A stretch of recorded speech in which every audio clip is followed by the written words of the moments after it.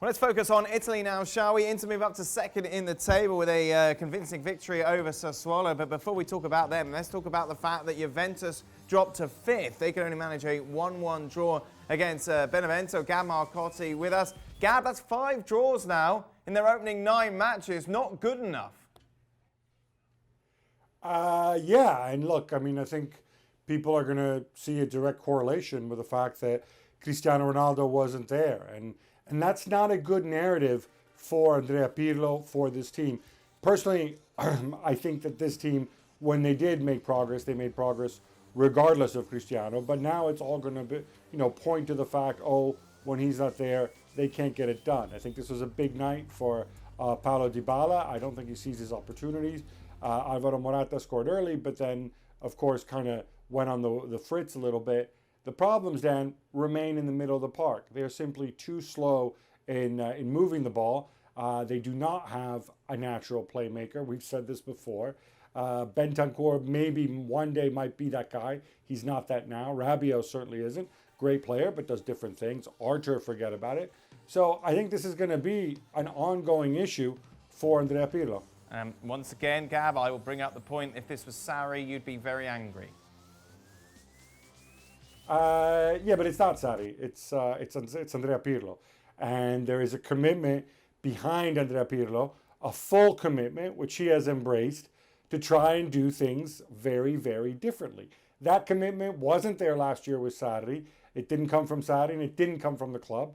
And that's why I'm going to be looking at this a little bit different. Not to mention that what Andrea Pirlo is doing is extremely radical compared to what Sarri actually did out there on the pitch. So, yeah, I'm not falling for that one, Dan. Yeah, but there's one thing to be radical, but you've got to be successful. You took over from the defending champions.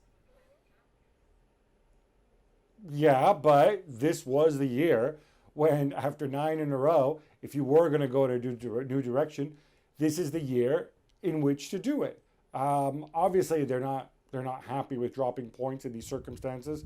They're not happy with performances like we saw against Benevento and against Crotone, and indeed as we saw in the midweek against Ferencváros in the Champions League. I mean, these are facts, right? Equally, you go out there, you have one central defender in Matthijs de Ligt, who's just come back after 6 months out. The club certainly are prepared to give him a little slack. Personally, I'm not a Juve fan, but I'm prepared to give Pirlo a bit of slack as well, because I think what he's doing is interesting, it's ambitious, and I want to give him at least enough time to see if it's going to work out, and not stand around like an angry villager with a pitchfork and a torch, Dan Thomas. Meanwhile, Inter needed a win, didn't they, after their defeat against Real Madrid in the Champions League, and they got it. Against Sassuolo, beating them by 3-0. Remember, they've been very much a surprise package of this season so far. Pirlo still moaning, though, after the game, Gab. Oh, not Pirlo, sorry, Conte. Or Conte even, yeah. No. I mean, Conte doing what Conte does. He's talking about, he's gone into full siege mentality mode. He's saying everybody's against us, blah, blah, blah. Look, I thought this was an impressive performance, and he got the reaction that he wanted. Equally, it is Sassuolo, and you do score early in the table. I don't care that they were second, but when you score straight away, it becomes a lot easier to go out there and play. And Inter played very well. We even saw your old pal Christian Eriksen coming on for cameo at the end of the game. Read into that what you will.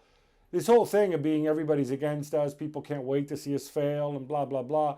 Look, if it helps Conte feel good about himself, if it helps Inter's players feel good about themselves, and it helps them perform, and it helps them beat Gladbach in midweek and take Inter where they need to be in the Champions League, then great. Then it works, and he can go and say whatever he wants. But if we're going to try to use these as legitimate excuses for underperformances, no, I'm not having it. I think most people wouldn't have it. Let's just hope that what we see in midweek is more of the Inter that we saw against Sassuolo than the Inter we saw against Real Madrid. Thanks so much for watching ESPN on YouTube. And for more sports highlights and analysis, be sure to download the ESPN app. And for premium content and live streaming, subscribe to ESPN Plus.